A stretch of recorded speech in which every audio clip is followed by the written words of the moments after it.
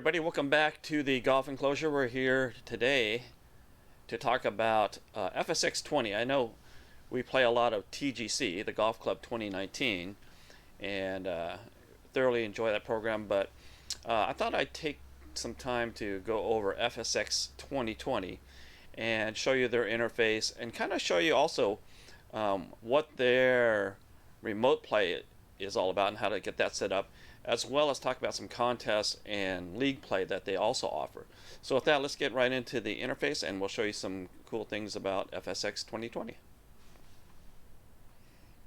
So let's start off by making me smaller, because you don't need to see me. I'm just going to make me tiny here in the corner. And you can see here, this is the Foresight Sports FSX 2020 interface. They changed it. This is version 8.0.2. And you can see I'm already logged on. And so, let me see. If I get to Netplay, I might have to put my login. But anyways, I want to talk about some Netplay. So if I wanted to play remotely, like I do with JJo and other TGC members, I can do that also with Foresight and other Foresight 2020 players. All I have to do is come up here to the top right. You see there's a Netplay button, and we'll hit that. And you see this connection here, and I just have to hit play. And let's see what's going on here. What's wrong here? Do I need to log in? Oh, there it goes. So I do need to log in. So let me put in my credentials real quick.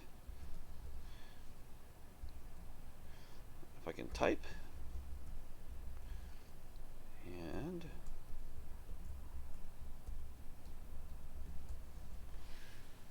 we'll sign in. And you can see here, I can create a game here. So I'm looking, there's nothing here. So nobody's really hosting games. So that's one thing with the FSX community. Not a whole lot going on. And it's kind of the same with TGC. I mean, nobody really offers up these game lobbies for you to play. So typically what you'll do is get on Discord or notify your friends through some type of messaging platform and let them know, hey, I'm going to set up a room.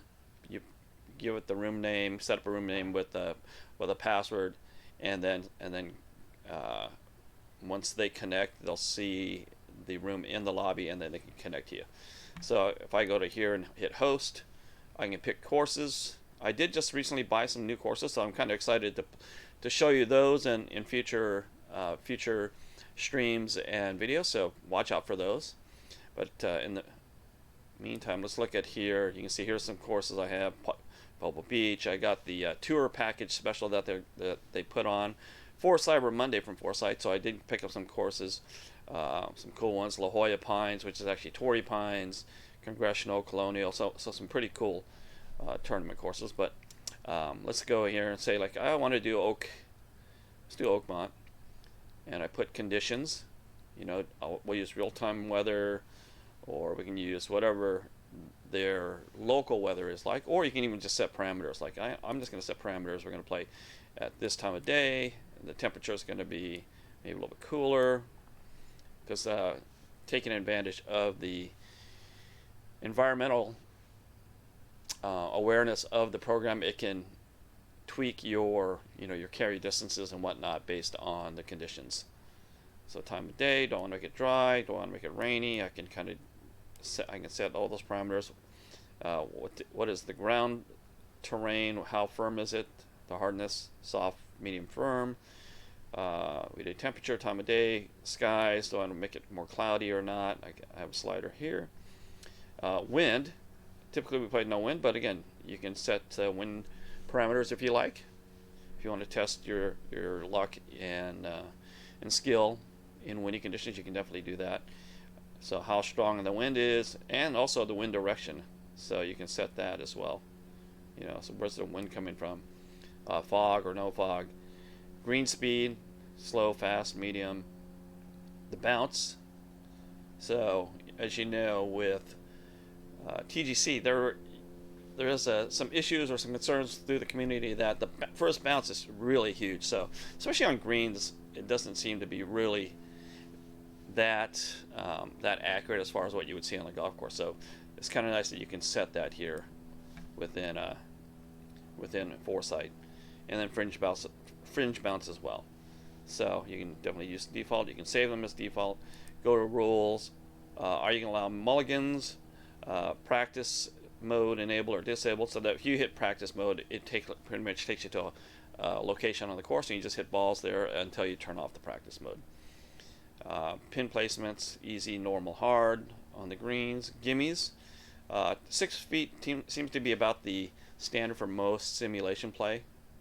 As you well know, putting on sims is and can be a challenge at times. So setting gimmies is typically allowed, and 6 feet is the standard. Although I can also set a custom here if I want to make it more or less. Now there are different putting modes too, because I can also do like auto mode, and auto mode will just assign you an estimate of how many putts it will take, just depending on how far away you are from the pin when you get on the green. I also think it allows for the difficulty of the putt, but I'm not 100% sure on that. There's fast mode. Here we can show you what that means. So auto putt, when the ball's on the green, strokes will be added based on distance. Okay, so it's pretty much on distance. I can do fast putting, so once the ball's on the green, they'll be allowed a single putt, and then after that putt, strokes will be added based on the remaining distance. So kind of looking at this table. So I'll give you a one putt, and then after that, after your lag putt, or if you're fortunate enough to make it, then it'll calculate a score for the remainder of the distance. And then manual putting, that's obviously what that spells out there, is that once you're on the green, it's basically you putting out. So that's cool. Stroke play, match play for remote play. They don't have any, there's no Stableford or no scramble, no alternate shot type of thing. So that's kind of interesting. I'd kind of like to see that. Maybe they'll do that in a future release. Stroke limits, double par, unlimited. So if you want to make it faster, it's just say, hey, like, double par is our max. If you get into places where you can't escape, sometimes that's good to do, so you just don't have to concede the hole. So that's nice. Oh, and then there's also what's called live penalty. So we talk about that a little bit on TGC, where in the fairways, in the rough, light rough, or fairway bunkers, there was a 7% distance and spin penalty, and then in deep rough, I think it's 14%. That can vary obviously, but they have that type of parameter that you can set also within FSX. So that's kind of nice. So typically I like to leave it enabled, so you're not just hitting off of fairways all day long, and it makes it for an additional challenge. Anyways, then you hit next, and then it'll set up your room, and then that's it. So I don't think I gave it a name, but if I just sat here, I could sit here and wait for somebody to connect to me, and once they connect to me, we could start a game. But we're just going to cancel out of here. Hopefully it'll cancel.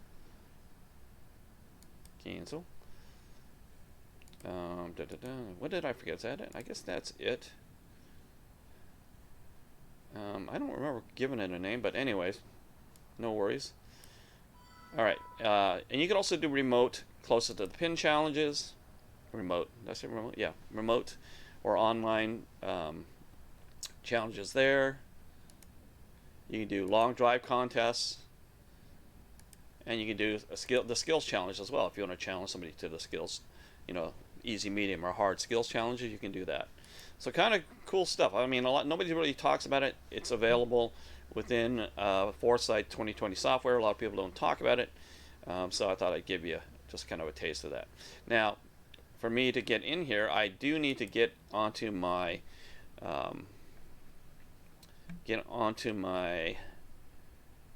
Foresight Live. Let me turn this on real quick. So I do have to get into that. Let me see if I got that enabled.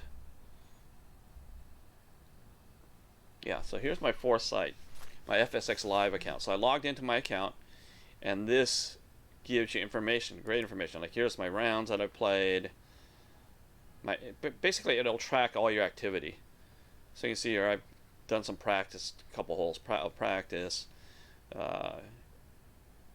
playing some rounds. Not so great rounds there, as you can see, but anyways, I really don't use it. I've been playing TGC quite a bit, so I thought FSX would be something that we should look more deeply into. I don't have anybody that I know of, but I haven't checked the community as well to see if there's anybody that wants to play FSX. So I'll definitely reach out and see if I can't find somebody to play.